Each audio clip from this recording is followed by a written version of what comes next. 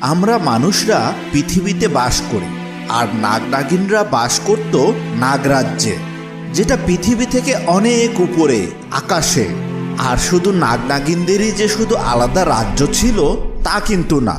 মহাকাশে পৃথিবীর মতো আরও অনেক অনেক গ্রহ আছে, যেগুলোতে বাস করে এলিয়েন। মানুষের মাঝে যেমন ভালো খারাপ থাকে, তেমনি এলিয়েনদের মাঝেও ভালো খারাপ ছিল। তো একদল লোভী এলিয়েন বারবার চেষ্টা চালিয়ে আসছিল নাগমণি কেড়ে নেয়া। এবারও তারা মঙ্গল গ্রহ থেকে একটি স্পেস শাটলে রওনা হলো নাগরাজ্যের দিকে।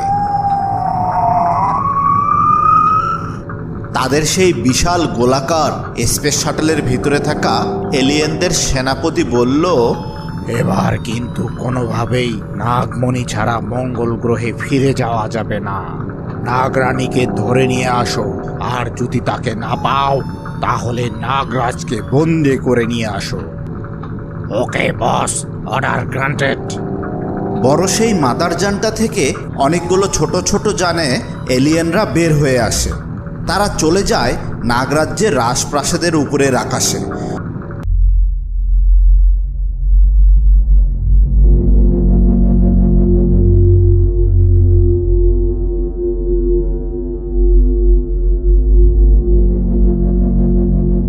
সেখানে তারা আক্রমণ চালায়।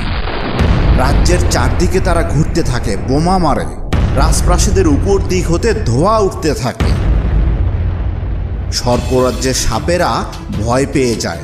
তারা এদিক ওদিকে পালিয়ে যেতে শুরু করে। এমন সময় কয়েকজন এলিয়েন এসে নাগরাজকে বন্দি করে ফেলে।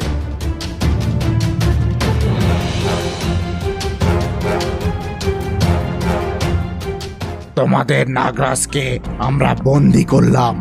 তোমরা যদি নাগিনের নাগমণি না দাও তাহলে তোমাদের নাগরাজকে আমরা হত্যা করে ফেলবো। হা হা হা। তোমাদের হাতে মাত্র 7 দিন সময়। এর মধ্যে যদি নাগিনের নাগমণি আমাদেরকে না দাও তাহলে তোমাদের নাগরাজকে আমরা হত্যা করে ফেলবো।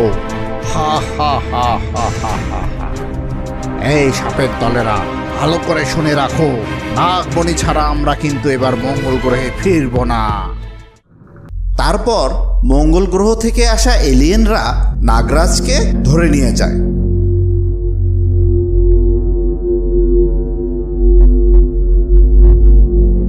ওদিকে রাজকুমারী নাগিন কন্যা একা হয়ে পড়ে।